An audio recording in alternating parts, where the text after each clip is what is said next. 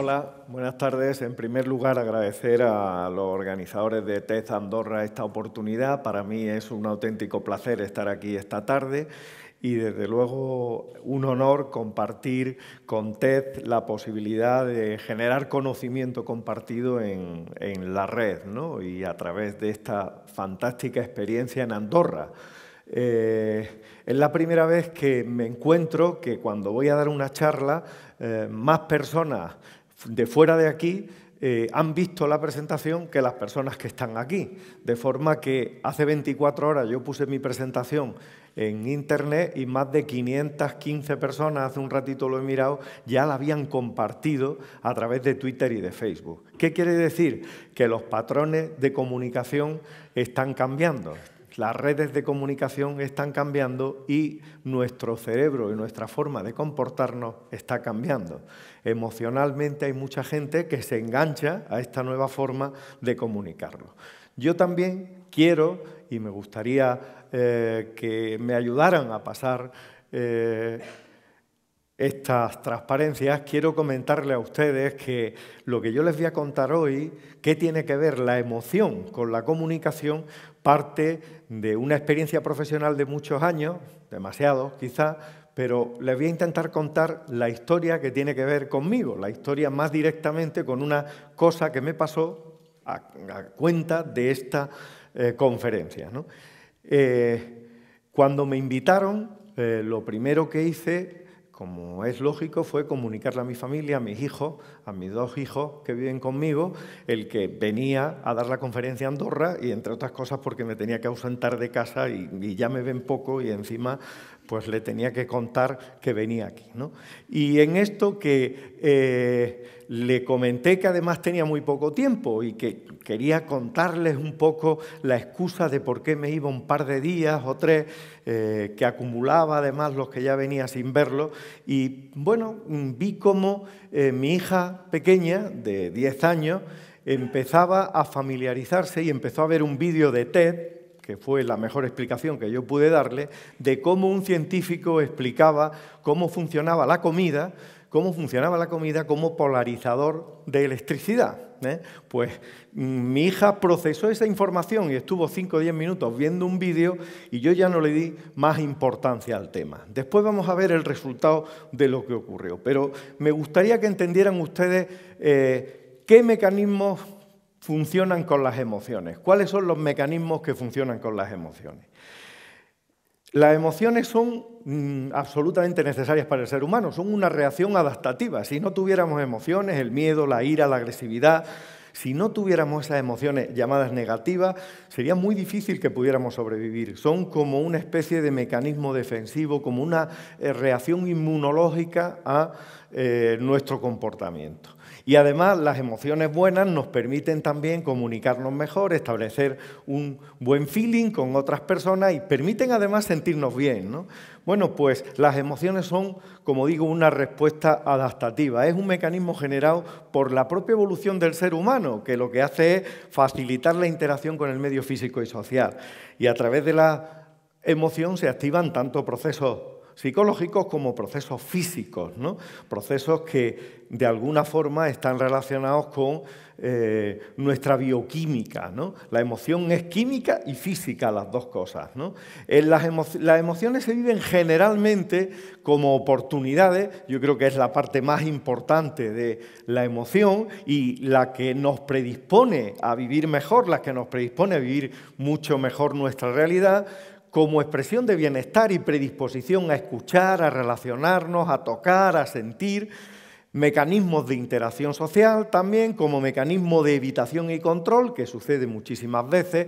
Hablaremos y habremos oído hablar del miedo, lo que el miedo supone para nosotros, cómo el miedo nos paraliza. El sentimiento y la emoción más potente en el ser humano es el miedo, y es lo que muchas veces hace que uno se comporte de una manera o de otra, y además cómo eso se ha estudiado que tiene su implicación cerebral, es decir, que hay partes de nuestro cerebro que reaccionan de una manera distinta en las emociones en función de que uno sienta una emoción y otra, y además están absolutamente localizadas, ahí lo tienes, ¿no? La emoción es una sensación, para que lo distingan del sentimiento, La emoción es algo breve, abrupto, físico, casi inconsciente. No nos damos cuenta. De pronto notamos palpitaciones, de pronto notamos ahogos, de pronto notamos sudoración. Esto es consecuencia de la emoción. Detrás de esto hay una emoción la mayoría de las veces. El estado de ánimo es otra cosa. El estado de ánimo es algo, un sentimiento más profundo, una predisposición estable y duradera y, bueno, pues cambia según el impacto que están teniendo las emociones con nosotros. ¿Qué consejo les daría yo en la comunicación con respecto a la emoción? La sonrisa. La sonrisa es la protección más eficaz para la comunicación. Empléenla, es gratis. Se da cuando hay crisis y cuando no la hay. Y se puede utilizar y es un profiláctico absolutamente eficaz contra la incomunicación y sobre todo contra la desesperanza. La emoción tiene unos modelos que no me voy a extender demasiado en explicarlos, pero que tiene que ver con lo que nosotros llamamos los psicólogos el arousal, es decir, como si dijéramos la adrenalina que nos sale cuando vivimos alguna emoción, tiene que ver con nuestra propia conducta, con lo que hacemos, tiene que ver también con la expresión que tenemos, generalmente la expresión facial y nuestro comportamiento no verbal, y tiene que ver también con los sentimientos. Teniendo en cuenta que se ha estudiado el porcentaje que el 58% de la comunicación tiene que ver con la expresión no verbal, con la comunicación corporal y gestual. Fíjense qué importante es esto. Es la parte más importante de nuestro comportamiento de comunicación y es quizás lo que menos cuidamos, lo que menos educamos. Y además, teniendo en cuenta que yo lo he conceptualizado como un iceberg, que lo que nosotros contamos de lo que nos pasa es prácticamente un 25% de lo que realmente nos está pasando. Es decir, lo que pensamos y lo que sentimos está debajo del iceberg. Lo que decimos y lo que hacemos es lo que está encima, lo que se ve menos, ¿no? Ahí tienen ustedes una pirámide donde se refleja claramente cuál es la estructura de nuestros sentimientos, donde se ve que las emociones están relacionadas con la parte más fundamental de nuestro comportamiento. Y ante esto, ante lo que significan las emociones, ¿cuáles son los desafíos que tenemos que afrontar en la comunicación? Los desafíos que tenemos que abordar. Primero, cuando mandamos un mensaje, normalmente lo mandamos cifrado para que otra persona tenga que abrir la botella, tenga que leerlo, tenga que interpretarlo, etcétera, etcétera. Teniendo en cuenta que debe ser un mensaje muy claro el que demos, muy claro, muy directo. Y además, que tenga en cuenta la historia de la persona, que tenga en cuenta sus deseos, a la audiencia a la que nos estamos dirigiendo, las expectativas, etcétera, etcétera, ¿no? Pero algo muy importante y hacemos más bien poco. Y ahora lo verán cuando les hable de mi hijo. La escucha activa. Si nosotros no ponemos en práctica la escucha activa, será muy difícil que nos podamos comunicar con la otra persona. Muy difícil. Y además una escucha activa en dos direcciones, muy importante. Sin barreras. Y además también de una forma, como digo, creando un contexto adecuado para realizarlo. Cuando yo le comuniqué a mis hijos que iba a dar la charla en TER, recuerdo que estábamos en la cocina, estaban los dos, yo estaba poniéndole la comida en ese momento, una situación muy familiar. Mi hija pequeña comenzó a ver el vídeo, pero el mayor, que tiene 18 años, estaba hiperconectado. Ya saben ustedes lo que significa eso si tienen un adolescente en casa, que está con el WhatsApp, que está con el 20, que está con el Twitter últimamente, y está con el Facebook, y además lo llaman por teléfono y está viendo el último partido de Liga. Es decir, hiperconectado. Algo que define muy bien a los adolescentes de nuestra época. Con lo cual, pues imagínense ustedes cuando yo empezaba a hablarles de lo que es la comunicación, la escucha activa, el feeling, todas esas cosas. No me estaba prestando ninguna atención. Iba a decir otra palabra. No me estaba prestando ninguna atención.